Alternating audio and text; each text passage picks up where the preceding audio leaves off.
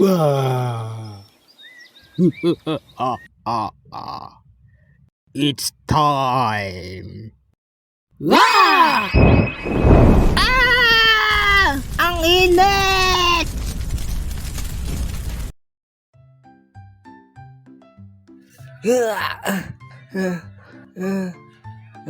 Ang init. Nakapatay pala yung electric fan eh.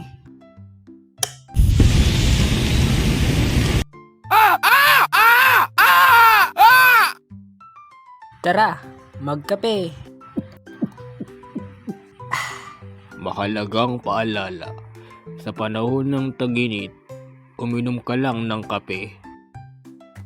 Biro lang yun. Woo! Grabing init naman. Ang init ng paligid. Para akong nasa pugon. Woo! Sana magkaroon kami ng aircon. Oh, ito aircon. Kamusta kayo? Namiss nyo ba ako? Hindi. Namiss ko rin kayo. Tag-init. Grabe na ang init ngayon. Talagang ramdam mo na ang panahon ng tag-init.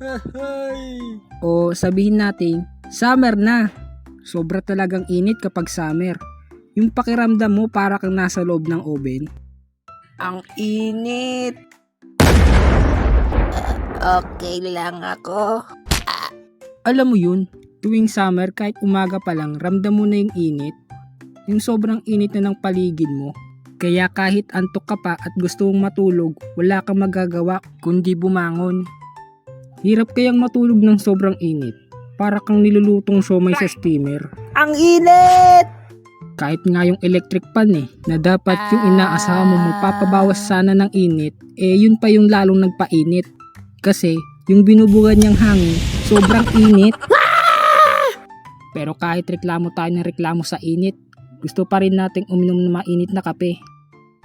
Ang init naman! Woo! Tara, magkape. Bakit ba ganun? Ang gulo no? Ang hirap kumilos kapag sobrang init ng nasa paligid mo. Yung halos lahat ng mahawakan mo ang iinit. Lahat ng gamit nyo ang init. Pati upuan ang init rin. Wala ka talagang takas sa init Ha? Kahit sa gabi ramdam mo pa rin yung init. Loob na lang ata ng rep yung malamig Minsan sa sobrang init binubuksan ko yung rep namin para magpalamig. Siyempre ginagawa ko yun kapag wala si mama. At di naman ako tumatagal dun. Mga 5 to 10 seconds lang. Susumbong kita.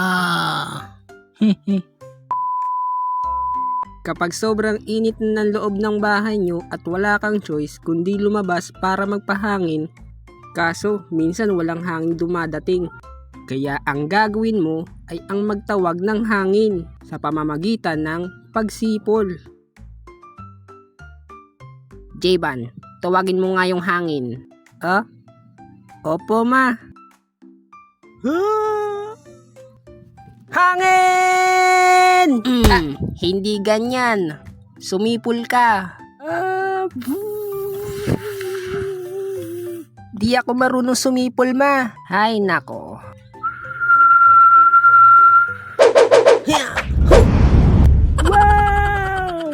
Sumisipol rin ba kayo pag nagtatawag ng hangin? Tag-init na naman. Bilis ng panahon no? Mararanasan na naman natin ang panahon na niluluto tayo ng araw sa sobrang init.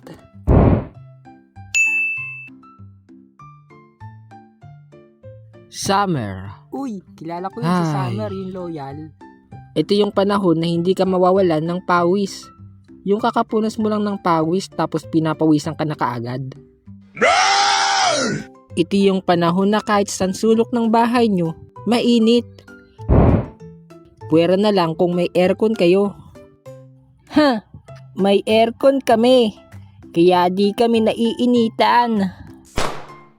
Ang init! Sa sobrang init, pwede ka nang magluto ng ulam sa bubong nyo. Pwede mo na rin lutuin itong manok. Itutok mo lang to sa araw. Di ba? Naluto na? Di naman totoo yan eh. De, joke lang. Uy! Sa sobrang init, kahit kakaligo mo lang iniinitan ka pa rin. Kaya masarap magbabad sa tubig pag summer. Masarap? Anong lasa ng tubig? Huh?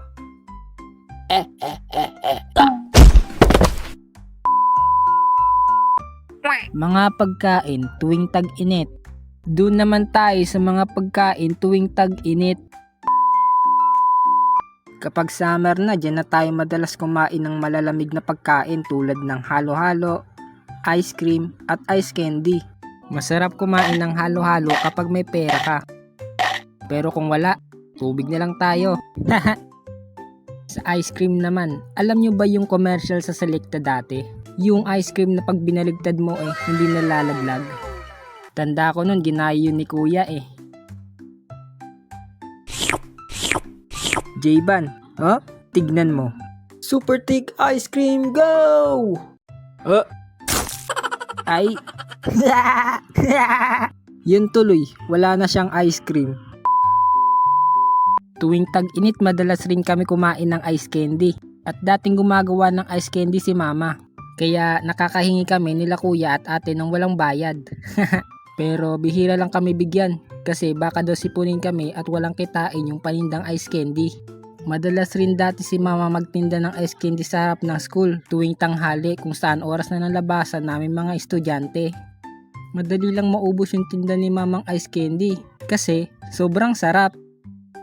Wala ng ice candy ma. Oh, ito tinira ko sa'yo. Yehey! Pabili ice candy. Huh?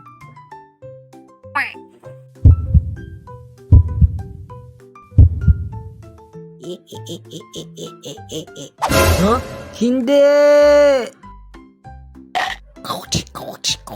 Wag! Isa pa sa binibili ko kapag mainit ay ang palamig.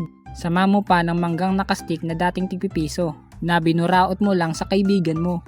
Uy, pengi naman ng mangga. Ako rin, pahingi. Wala na, nalawayan ko na. Damot mo naman. Ikukwento ko pala sa inyo yung isang nakakatawang karanasan nung bata pa ako. Isang araw, may lalaking bumili ng yelo sa amin. Pabili nga po yelo. May bumibili. Ba't siya bumibili dito? Di naman tindahan to. Pabili yelo. Uy, gagsti, si Baymax. Ano po yon? Yelo nga. Anong yelo? Huh?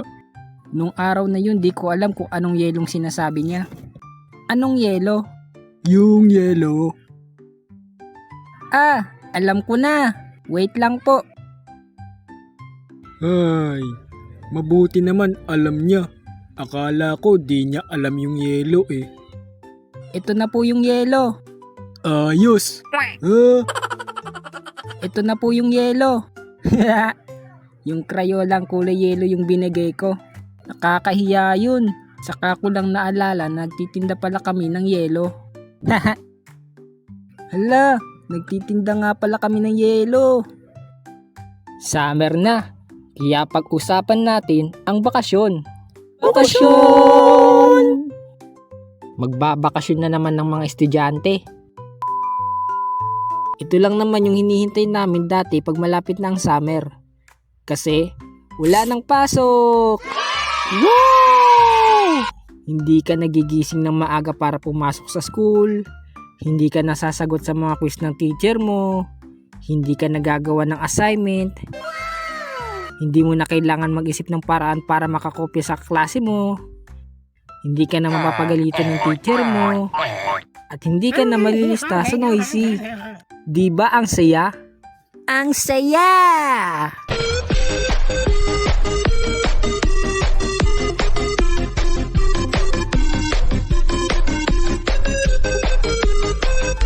Uy! Huh? May libreng tuli sa labasan. Tara, magpatuli tayo. Uy, nasaan na kayo? Ay, ito pala, may naalala ko. Ano yun? Tuwing summer, anong meron? Ano?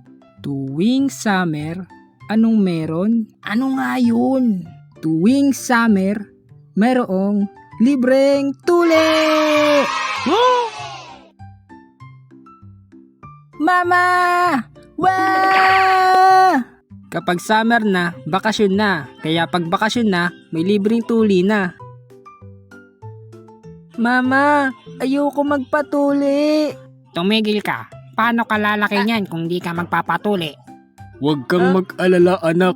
Magkasama naman tayo magpapatuli. Ayan yung minsan kinaayawan ko tuwing bakasyon nung bata ko eh. Kasi aasahan mo talagang may libreng tuli sa barangay nyo. Kaya sa mga bata dyan, hindi naman masakit yan. Parang kagat lang ng crocodile. Biro lang, pero seryoso, di naman talaga masyadong masakit. Kaya kaya nyo yan. Isa kayong tunay na lalaki, di ba? Ayoko na natatawag na supot. Oo. Matapang tayo. Kaya magpatuli na tayo. Sino mauuna? Ikaw na mauna. Anong ako? Ikaw na. La, kayo na mauna. Nagbago na isip ko. Sa sunod na bakasyon na lang. Ako rin. Tara na nga. Pasok na kayo. Magpapatuli ako. Yeah. Aray! Ang sakit! Sakit ng tiyan ko. Uuwi muna ako. Takbo!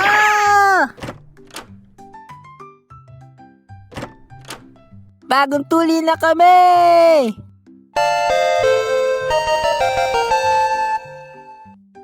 Kayo, ano ba mga ginagawa nyo tuwing bakasyon nung bata kayo? Kayo ba ay naglalaro sa labas? Nanonood sa TV? Pupunta sa probinsya at doon magbabakasyon? Naalala ko dati nung bata ko, ang ginagawa lang naming magkakapatid tuwing bakasyon ay ang manood ng TV at maglaro sa labas. At dahil bakasyon, masaya kami dahil makakapanood na kami ng TV araw-araw. Huwag lang mag-brown out. Brown out daw! Hindi! Pagkatapos manood ng TV, maglalaro naman kami sa labas. Sobrang saya namin kasi makakapaglaro na kami sa labas ng magdamag. Ayos, bakasyon na. Makakapaglaro na kami magdamag. Anong magdamag? Matulog kayo sa tanghali. Uwe!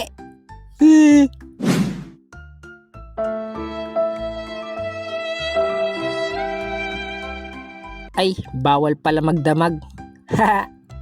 Palo ang aabutin pag magdamag yung paglalaro sa labas. Paglalaro lang sa labas ang ginagawa namin dati tuwing bakasyon. Kaya pag uuwi kami ng bahay, amoy araw at puno ng libag sa leeg. Pwede nang ibenta. At ayun, naubos ang bakasyon namin sa paglalaro. Ganun naman yung mga bata, di ba? Ewan, depende ata sa bata. At dahil sa sobrang init ng panahon ngayon, madali akong mauhaw. Yung kakain mo pa lang ng tubig tapos nauuhaw ka na kaagad.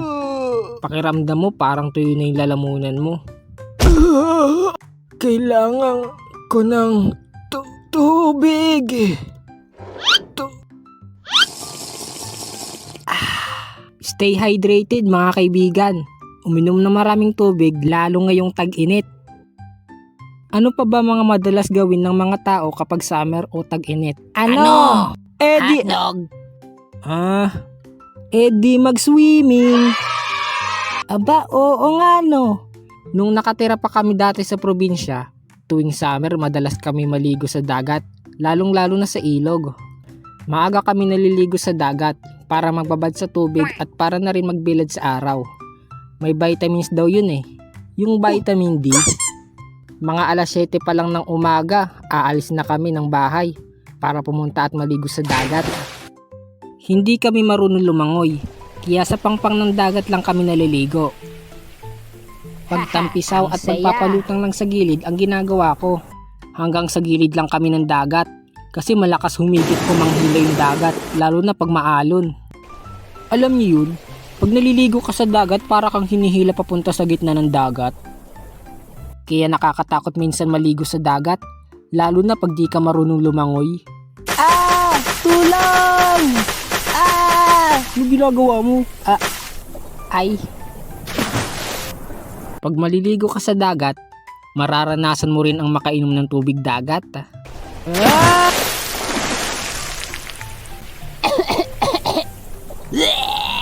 Ang alat! Sa tuwing naliligo kami sa dagat, lagi ako nakakatikim ng napakaalat na tubig.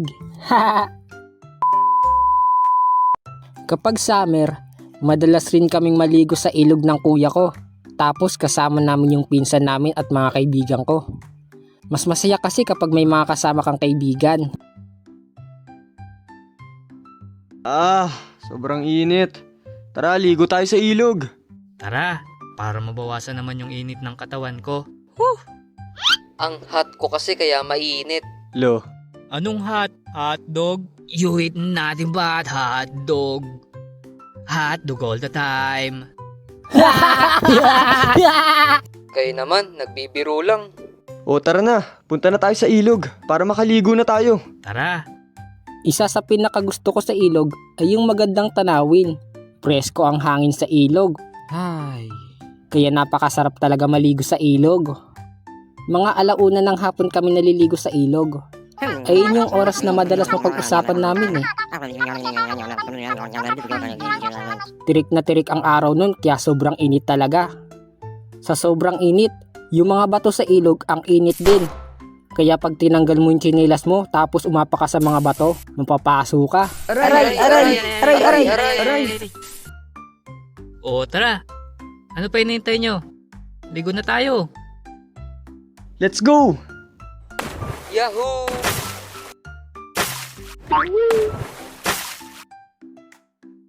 Naranasan ko rin yung pag lumalangoy ako, biglang pupulikatin pa ako.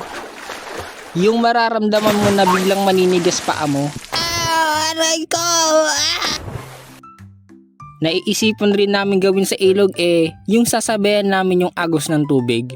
Wee! Wee!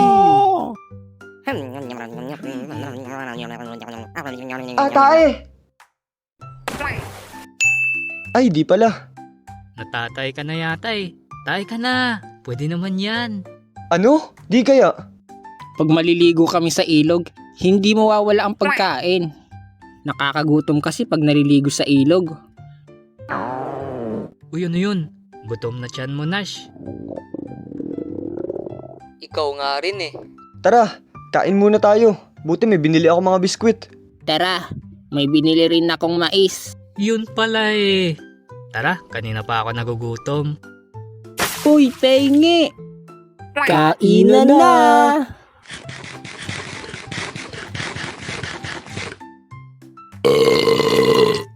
Hindi lang pagligo ang ginagawa namin sa ilog. Ang ginagawa rin namin ay ang manghuli ng mga suso. Ang tawag doon sa amin ay hurabas at bisipis. May suso nga rin doon na parang kawali eh. Tawag namin doon kawali. Di ko alam kung yun talaga tawag doon. Paalala lang ngayong tag-init. Uminom ng sapat na tubig o stay hydrated. At baligo tayo araw-araw para di tayo mag-amoy araw. Yun lang at bye-bye!